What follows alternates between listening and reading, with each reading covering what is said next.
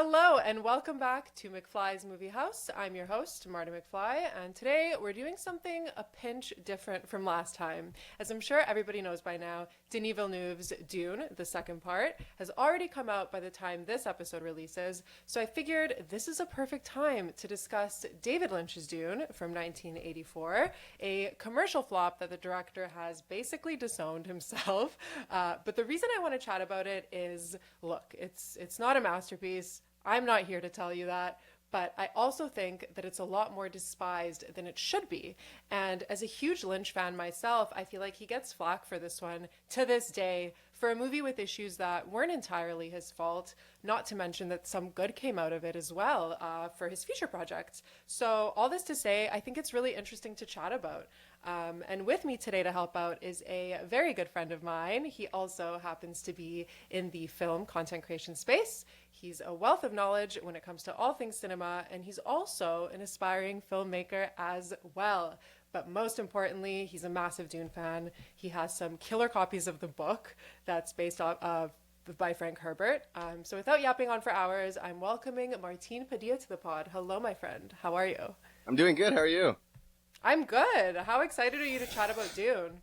I'm so excited. I think when it comes to Dune, everyone in my space, family, friends, they all just kind of know I'm a Dune fan. So for Christmas, birthdays, whatever it is, I always get some sort of Dune related gift. So this past Christmas, I got this Dune board game, which I've yet to play, but it looks really cool. Oh my gosh, that's amazing. I'm going to shout this out again at the end of the episode, but for right now, where can folks find you? On most socials, I'm on Alejandro X Padi. On Instagram, I think it's LLA at the end of it, so my last name Padilla. But most socials, it's just Padi, just 'cause it's easier. And it'll be in the description as well. But before we dive into David Lynch's Dune, I'm curious, what have you watched recently, and what do you recommend everybody else check out? I've been watching Dune in preparation for this episode. So I did watch the 1984 Dune. I did watch the Sci-Fi series that they put out, and then I watched Denis Villeneuve's Dune last night. In terms of what I've been watching a lot right now just because, it's just, early in the year, you always want to get catch up on all the Oscar bait films. So, Poor Things doesn't really feel like it's Oscar bait. It definitely feels like it belongs there. I know that you saw that, I believe. Yeah, oh my god, it was my movie of the year. I saw your review for it, and I just immediately was I gotta see this. But, I was really excited for that film in general. I'm a huge Yorgos Lanthimos fan. But just in general, just catching up on everything. I saw American Fiction the other day. I really like that. Overall, just trying to catch up on new things. I don't know if you could see this back here, but this Larry Clark Kids Blu-ray copy, I picked that up on Christmas, the day after Christmas at a record store in Austin, Texas, and I've just been meaning to watch it since. It's just I picked it up because I knew I wouldn't find it anywhere else. Oh, you've never seen it before? I've not. I've just kind of recently started getting into Harmony Korine's films and Larry Clark, and I see the Greg Araki shirt that you have on. Yes. So it's trying to get into their stuff as well, just kind of leading into a little bit more of Larry Clark, Harmony Korine. I know that he's got aggro drift that everyone's been kind of polarized on recently, but I did see Gulo for the first time, which I actually watched upon your review and your recommendation. Cool. Nice. But yeah, just I don't even to remember reviewing that. I don't know if you actually reviewed it, but I think you did mention it at one point. And then I saw your review for it on Letterboxd, or your rating for it, and I think I was if Marta likes it, I'll trust it. Yes. I love that. For starters, just to give a brief overview of the plot for the folks who haven't seen it of Dune, I'm just going to read the Letterboxd description because it's quick. It says, in the year 10,191, the world is at war for control of the desert planet Dune, the only place where the time travel substance, spice, can be found. But when one leader gives up control, it's only so he can stage a coup with some unsavory characters. That's super vague, but that's basically it, right? It is. It's strange to describe this film to people as a whole and just, the story, because I have a friend who's trying to get into it, and he's like, what is this story even about? And I was just like, dude, it's just Game of Thrones in space. It's a lot better. Yeah. Or even better, Lawrence of Arabia in space is the one that I've heard the most, people comparing it to that. Yeah. Oh man, that I never even thought of the comparison with Lawrence of Arabia. Yeah. Game of Thrones definitely, but Lawrence of Arabia, yeah, that's a good one.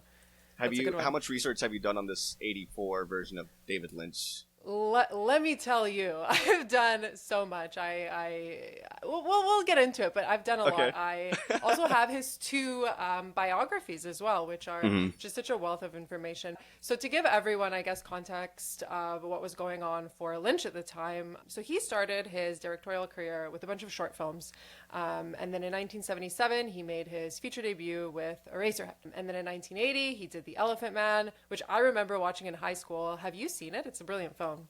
I've seen it. It was a very long time ago. I also saw it in high school. High school's kind of when I started to kind of really dive into a lot of more of like the obscure aspect of film, like maybe not something so commercial.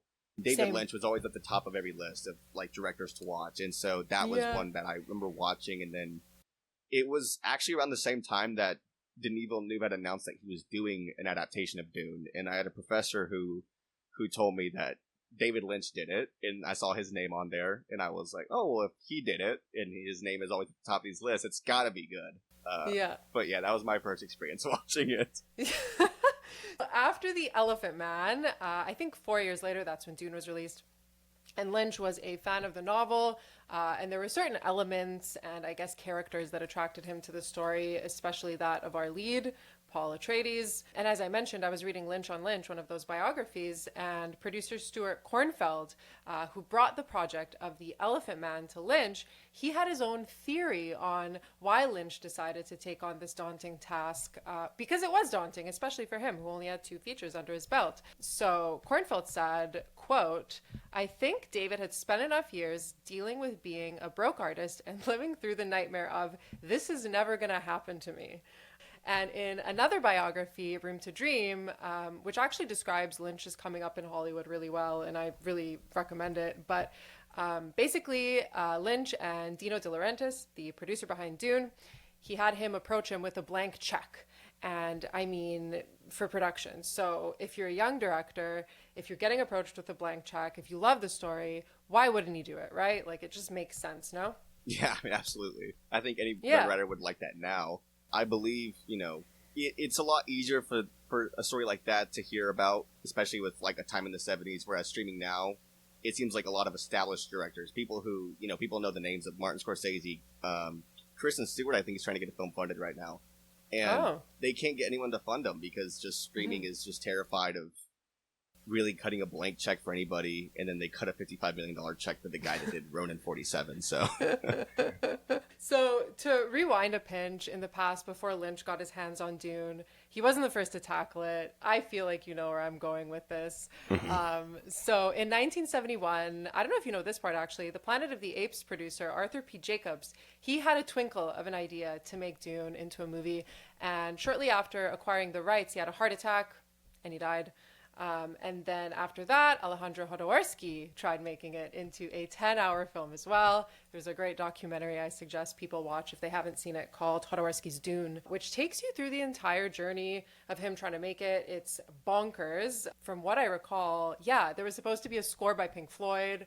Salvador Dali was supposed to be in it, as was Mick Jagger. Like, it's just crazy. These sketches and the artwork of all the sets and the costumes, they're insane. And after spending $2 million in 2 years in pre-production, the whole thing just fell apart because it was just too ambitious and too expensive. Also, as an aside, I chuckle at the fact that Jodorowsky never even read Dune. Like, he was just going off of what other people told him.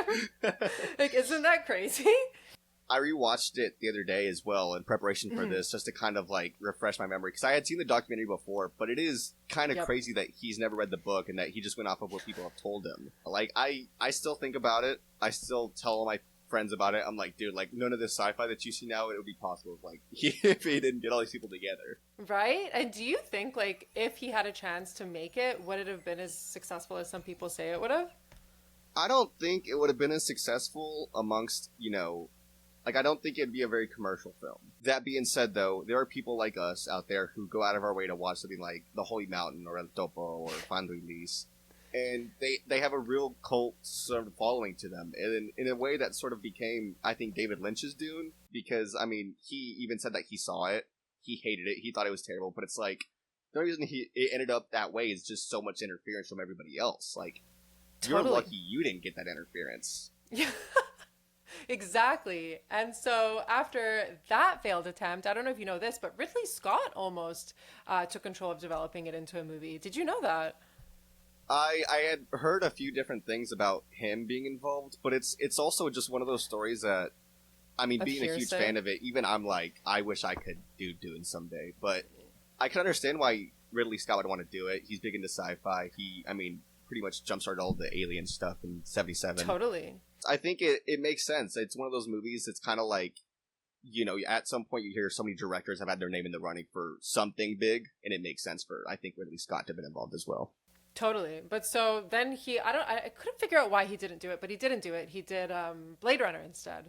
And so then Lynch came along after De Laurentiis reached out to him in 1981. And De Laurentiis loved Lynch. And his daughter actually claimed, I was reading this, that he thought that Lynch was as good as Fellini. And De Laurentiis actually worked with Fellini. He worked on La Strada, he worked on Knights of Cabiria. So huge praise, right? And at this point, Lynch was already doing, or no, he was approached about doing Return of the Jedi, but he didn't want to do it because he couldn't put his own like Lynchian stamp on it. But with Dune, he thought it was just this exciting opportunity. He loved the depth and the characterizations. He said that he saw Dune as a story of a quest of enlightenment. And so that was part of the attraction. And then with the textures and the visuals that sprung to his mind when he read the book, just this entire concept of world building is what excited him. Do you want to add anything to that? I think it makes sense. I mean, like you're saying, like, being compared to Fellini and then having him have worked with Fellini, it makes sense to like be so confident and be like, oh yeah, like we're gonna get something good out of David Lynch. Exactly. But yeah, absolutely. I think it's a story about enlightenment to many other things. But I mean, enlightenment and just being able to like add this sort of archetype of a messiah character that we know so well from so many movies like The Matrix, Star Wars, even of, like there's always this chosen one. And I think it really makes a lot of sense for a film like Dune and a series like Dune to start off like that. Totally. And then there's also, I mean, to me, it makes sense that Lynch would take it on as well because with Eraserhead, for example, it was very nightmarish. And then with The Elephant Man, we get dream sequences as well. So all those elements are a part of Dune too, like with Paul's dreams and his visions. And there's also, I mean, in my opinion, correct me if I'm wrong, a focus on machinery present in Dune too, which is also in Eraserhead. It's also in The Elephant Man. Are there any other similarities that I'm missing? I think you've pretty much got all of the similarities. I mean, you're bringing all this stuff up, and I could understand how somebody, especially like someone back then funding the movie, would be like, oh, well, he'd be the perfect candidate for that. Like, yeah, he's already done all of these things just in different stories. Why not let him take a shot at it? With a blank check. Like, oh man, what an idea. But back to the production stories. So things actually started off really like great. Lynch had talks with Frank Herbert, literally going through every line in the book, everything, on how to bring his world to life.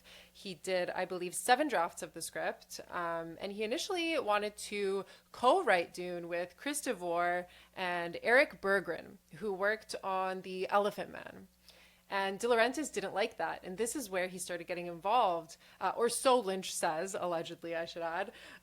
So he decided to do it alone. De Laurentiis was his editor.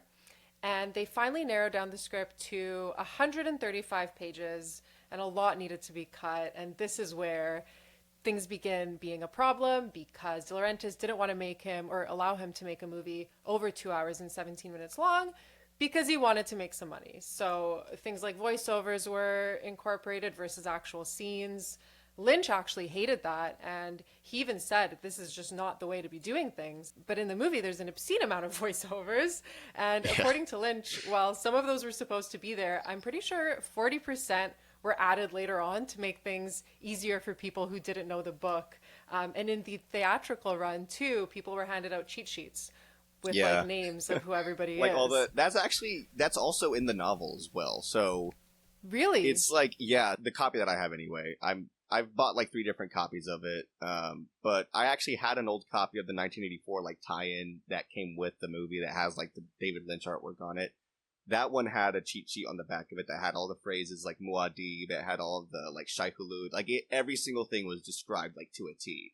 Same thing with that other version that I have that I sent you a picture of. That's a very, very nice copy I have. And the back of it has just like a glossary of terms. I mean, I did that with Game of Thrones as well. When I watched Game of Thrones for the first time, I made myself a tree. And I probably should have done that with Dune as well, because when you watch it for the first time, like I was confused. I'm not gonna lie. Yeah, absolutely. I think if you show anybody this film, it's also just helpful if they don't want to read the book. Just watch the Denis Villeneuve version.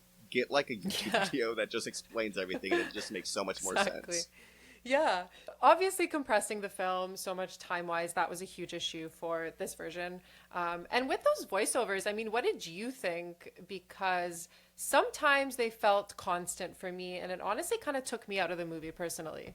I think with this specific film, and I think this is with any real film from like any movie that has studio interference, you can tell what the director intended a lot of times. So it's like, there's a few voiceovers that I'm like, okay, yeah, that's David. There's a few that I'm like, okay, they made him do this. Even with, I mean, back to Ridley Scott, for example, who actually went on to do Blade Runner, kind of had the same issue there where, like, the studio thought they could fix it by adding voiceover. They thought they could fix it by adding this. Whereas I watched all three versions, and Blade Runner is one of my absolute favorites now as well, which is why I find this fascinating. But the first time I watched Blade Runner, I hated it. And it was because I watched it with the voiceover.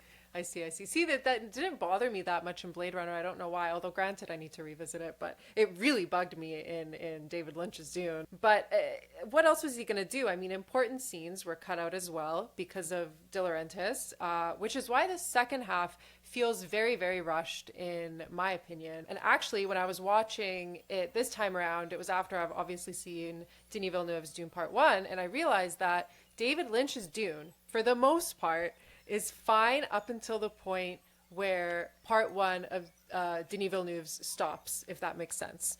It does. Absolutely. Right? Yeah. I was rewatching it, and I'm rereading the book now as well, and I remember thinking the same thing. I want to say like the first hour and 20 minutes of Part 1, maybe hour and 30 minutes, and then after that it rushes through so much of the second part, which is really the most integral part of the story, I believe. Yeah, and he just like dumps it onto you in under an hour, I think. Yeah, you're right. If it's fine for an hour and 20 minutes, then yeah, you get the rest of the story in like 45 minutes, somewhere there. It's just the ending is so rushed, and it's like the most important part, but it's also the world building aspect of like the first 30 to 40 minutes. I could see why he didn't want to cut any of that out, but then also so much of the end is just rushed that it feels like there's no real stakes. Totally. Let's go back again. So the script was done, and Lynch was then in and out of Mexico for 6 months, I believe, during pre-production. Then he settled for the shoot to begin in March of 1983.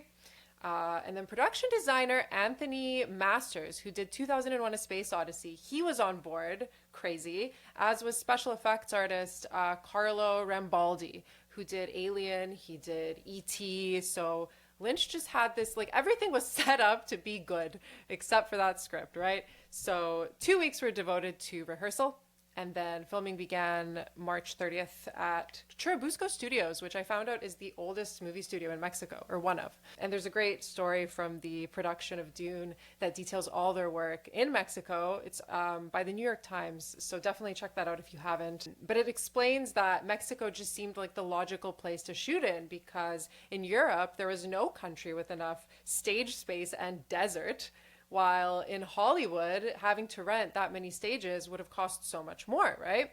So they were granted a budget of $40 million. 1,700 people were approximately in the cast and crew. 4 camera units worked simultaneously. 80 sets filled 8 sound stages. I mean, that's just unheard of, right? Or for this time, at least. And then the shots that were done outside, they had 300 crew members preparing all the sand dunes. And think this is being done in Mexican heat, right? I heard stories of people fainting. There were just so many issues. And De Laurentiis actually revealed that during the first month and a half, 15% of their crew was in the hospital for one reason or another. It's just crazy. But the biggest one was the injury that happened to Jürgen Prochnow. I'm butchering that name, but he's the one that played Duke Leto. Did you hear what happened to him? I do. You could tell. You could tell us what happened, but yes, yeah. So for those of you who don't know, the scene where Leto tries to assassinate the Baron with the tooth implant of poison gas. That's in the dream that Paul has. So in the dream, the Baron tears Leto's cheek, releasing the green gas. And this actually hurt the actor. There was a fake cheek that was attached to a tube for the special effect, and then an off-camera crew member would be pumping smoke that surfaced through the cheek. So they tested it on a dummy. They tested it on the actor himself. Yet when it came time to film the scene, the makeup used over the fake cheek wasn't sealed properly. So all that smoke and all that heat is getting built up under, and then when they went to rip the cheek open, he jumped up, he ran off camera, holding his real smoking cheek, which is, again, just how does this happen? And he sustained second and first degree burns from this. I mean, how crazy?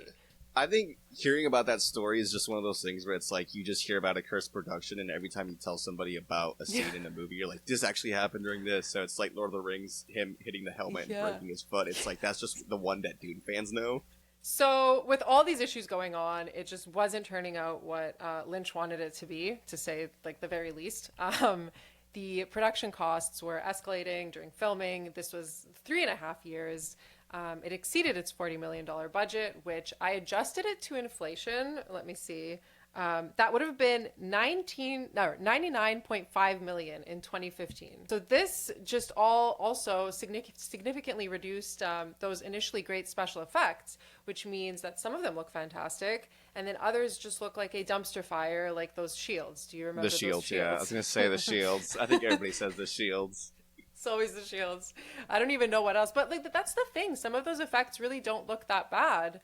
They don't, especially for the time. I mean, it's no different than what you'd see in something like Star Wars, which is kind of crazy. But I mean, yeah, the shields, I think, in concept, I think they could have gone with a different route on how to make them look. I just think they were overthinking what they wanted to look like. or it's just that that money was a mess up for sure. And so throughout all of this, David Lynch's mental state may have been deteriorating, but from what I read, he never actually let that affect the others that he was working with. So Sting, for example, he said how impressed he was that Lynch went from making these 2 features that were smaller, they were in black and white, to Dune, and how calm he felt, or how calm he seemed about it. And he never got a sense that Lynch was overwhelmed, and he tried to remain upbeat, which honestly breaks my heart to hear. It almost kind of sounds like a captain remaining on a sinking ship, you know? He always talks about it like it is, and it saddens me to hear the way that he talks about Dune, because I mean, obviously this isn't the film he wanted to make, but I feel the same way about like David Fincher's Alien 3, because that's a film that just from beginning to end just had studio interference. Any film that really has that, really. Richard Kelly's Southland Tales is another film that I kind of think about, and that film really does feel like a dumpster fire, but I love it for those reasons. It's, you can tell how much heart and how much passion went into it from the directing aspect and the writing aspect. That I think is just hard to ignore when there's real passion in something, especially whenever you have somebody who just didn't get to make the movie that they wanted to. And I mean, like, have you seen any of the the box sets that they have from Arrow Video? No, I haven't. Well, it's a great box set, but I have a friend who has it, and he let me borrow it just to watch all the special features, because I'm a huge nerd like that. And so much of the special features have everybody talking about Lynch and how passionate he was about the film and how much he loved it. And it's so strange because he's just not in any of them. He refuses to do the special feature stuff for it, as you know, I'm sure. But he just doesn't talk about Dune. And it's because he just sees it like some bastardized child of his. But this is why I mentioned that biography, Room to Dream. Do you have that? I forgot to ask you. Yeah, you do. Or no? I don't. Oh, no. I've heard about it. I definitely need to read it. I'm trying to get more into like some of the Lyncher stuff as well. Like I've seen all of Twin Peaks. I've seen a lot of his like features, but like I know that he has just so much books out there for some reason. Like he's got another documentary coming out with like Lynch and him, like his version of like Wizard of Oz. That I really want to watch as well. But yeah, I don't own the book. I haven't read it either. I need to. The reason why it's good is because you get each chapter of his life is told twice. So it's told once by those that are closest to him, and then it's repeated again by Lynch himself. So for that Dune segment, you actually hear what other people had to say, a ton of other people, and then you hear his own thoughts. And it's probably, like you were saying, one of the few instances where he's actually talking about it properly and giving you his side of the story. So, I mean, that's what I used for the research for today. That's awesome. I need to check it out. So he said that a year and a half into making Dune, that's when he realized what a horrific situation he was in. And he also claimed that he learned a lot about making movies and Hollywood itself from that experience. So it begs the question, like, would we have gotten things like Mulholland Drive if it wasn't for this disaster? I don't think if this film existed that we'd have many of the films that we have from Lynch today. I mean, he talks so much about this film and why he is so adamant about getting final cut privileges, and I think he's one of the only directors working in Hollywood right now that like that is a very real thing for like his contract, I guess you could say, with any film he does. Like he knows that he is going to get the final say on what's in his films. Rewind again. So principal photography, that wrapped up on September 9th of the same year.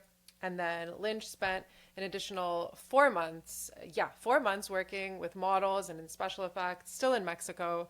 And then he finally left in February of 1984. It was just such a mess by the time the movie was finished that he said that he doesn't even remember finishing it because he was just blinded by fear and disappointment. And in more recent years, like you said, he doesn't talk about it much, but he did say that he felt that he sold out with Dune and that he had no idea what was happening when he worked on the script. So it is what it is. You're actually going to find this next point interesting.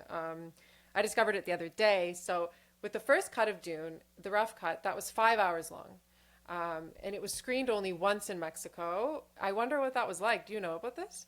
I know about the 5 hour cut. I know that it was screened. I don't know anything else about like what people thought of it. Does. It's just one of those things where I think as fans, like we covet something like that, like the idea of watching something, you know, in its entirety. You know, hearing stories about like Jodorowsky's version of Dune, and as well as like Fondo Elise and El Topo, like having riots in the streets. I think those are just stories that you hear about and you're like, man, like I wish I could have been there. I wish I could have been a person to see that. But yeah, having seen a 5 hour cut of David Lynch's Dune, I would love to see it. But it's just one of those things where we can only dream. Maybe someday. His intended cut, so the 5 hour one screened once, his intended one was almost 3 hours. And then the final result is obviously shorter than that. But in 2001, Dino De Laurentiis actually admitted in an interview with BBC, I think it was a documentary, that Dune was destroyed in the editing room. But his daughter, Rafaela, she claims that the 5 hour cut would not have been a better film and that it was very dense. I mean, I don't know. Do you think attacking on, 2 more hours would have made a difference, or over 2 more hours? I think once you get to a point where a film is 5 hours, maybe split it into 2 movies, you know? I mean, they did the right choice, I think, with Denis Villeneuve's Dune. But there are some movies I think that I see that they get a 2-part movie and I'm like, you don't need 2 parts. Just give us 1 3-hour movie. Or they're not dense enough. Mm-hmm. And so maybe tacking on those 2 hours, I'd say just split it into 2 movies the way that they did now. I don't know why they butchered it to the point where we're rushing through 40 minutes of movie when there's still clearly a whole half of a novel to cover. Exactly. And that's actually an interesting point and a good segue, because before his death in 1986, Frank Herbert was actually largely impressed by Lynch's representation of his universe. And I wonder if he ever got a chance to see that longer one, or if all he saw was what came out. But even after Lynch was just butchered by critics, the one sliver of positivity that he had was that Herbert liked it. And yeah, I mean, that's interesting to think about. You'd think that he maybe wouldn't, because so many fans don't like it either. I think a lot of fans, you know, they don't love David Lynch's Dune, but it's also one of those things where people will say, like, technically it does translate a lot of what you read on the screen. But knowing that Frank Herbert read it or watched it and he liked it, I think it speaks a lot to the way that we, you know, watch the film ourselves. Like, watching it myself the other day, I remember thinking, like, some of this stuff is so goofy, but it also is like a very valid representation of what you're reading to page. It's like M. Night Shyamalan's Last Airbender. Technically, what you see on screen is what you see in the first season. It may just not have been executed well. Yeah, and I mean, some good came out of it as well, because of Dune, as you were saying. He vowed that he would never give up the right of a final cut, and it's remained that way, and that's why he's so hesitant for doing big budget productions as well. There's actually a phenomenal quote from Lynch that stuck out to me. It's on YouTube. I don't remember where it's from or what interview it was, but he dubbed Dune a big failure, and then he said, "That's the big lesson. Don't make a film if it can't be the film you want to make. It's a joke, and a sick joke. and it'll kill you. In the end, Dino De Laurentiis never lost faith in Lynch, even after this came out, even after Dune. And he was the one that gave him a chance to work on Blue Velvet. And I think that's honestly maybe, yeah, he just felt bad by what Dune ended up being ultimately. And Lynch just went for it with Blue Velvet and did everything that he wanted to do, finally, which I think is beautiful. I think he's a bit hard on himself because, I mean, it really has just become such a cult classic, I think, in a lot of specific spaces for some reason. Arrow Video, I mentioned that they put out kind of a good box set for it, and they're kind of known for putting out like a lot of great cult classic films that I would say have gained a lot of popularity over time. One of them being Southland Tales, Donnie Darko, both Richard Kelly films that I loved. But they were movies that didn't do well at the box office. Neither of them did. I mean, Donnie Darko was released right after 9/11, so who wants to see a movie about a jet plane falling on a kid's room? But Dune is also just one of those movies that over time, I think a lot of people keep coming back to it because there are great ideas. Unfortunately, you know, the production was just bombarded with all these unfortunate events. But it is an adaptation that David Lynch did, and, you know, it's still a David Lynch film through and through. It feels like one. It just doesn't feel like his version. Yeah, and I honestly felt that, because obviously I rewatched it as well before this episode. I think I very unfairly rated it the first time around. Like you said, it is very much so a Lynch film, especially in that first half with the dialogue too, the beats. It really reminded me of Twin Peaks even to a degree, just the way that they're interacting, right? Twin Peaks, I think of every time I watch it. Like this strange atmosphere to it. It's almost like off-putting at times, but it's so Lynch, I think. Totally. Some good came out of this as well. Like we were saying with Blue Velvet, we were also granted some great Lynch collaborations that would repeat in the years to come. I mean, Dune was basically Kyle MacLachlan's big break, as bad as it was. And then he would do Twin Peaks with Lynch, which is where I fell in love with him. He was also in Blue Velvet. Everett McGill also came back for Twin Peaks. And then we had actors that appeared in Lynch's previous movies that were in Dune and then continued to work with him after that. You had Jack Nance, most notably, who was in Eraserhead. Then he later came back for Blue Velvet, Twin Peaks, Wild at Heart, the list goes on. Same with Freddie Jones. So all this to say, these people never lost faith in Lynch, and I think that's beautiful. I mean, really, even though, it's like I said before, you know, this isn't a bad version of Dune that I'd say worked out. I would just say that this isn't the version of Dune that David Lynch meant to make. Like, yeah, it's not the best film, but I think, you know, even them shooting all those scenes, this 5-hour cut, they were there for all of that, so they know that this isn't the version that Lynch intended to make. But even then, this film just has a stacked cast. Like, even if you compare it to Dune now and this original version of Dune, there's a very big cast in both these versions. I mean, you have Patrick Stewart, Brad Dourif, which I forgot was in this.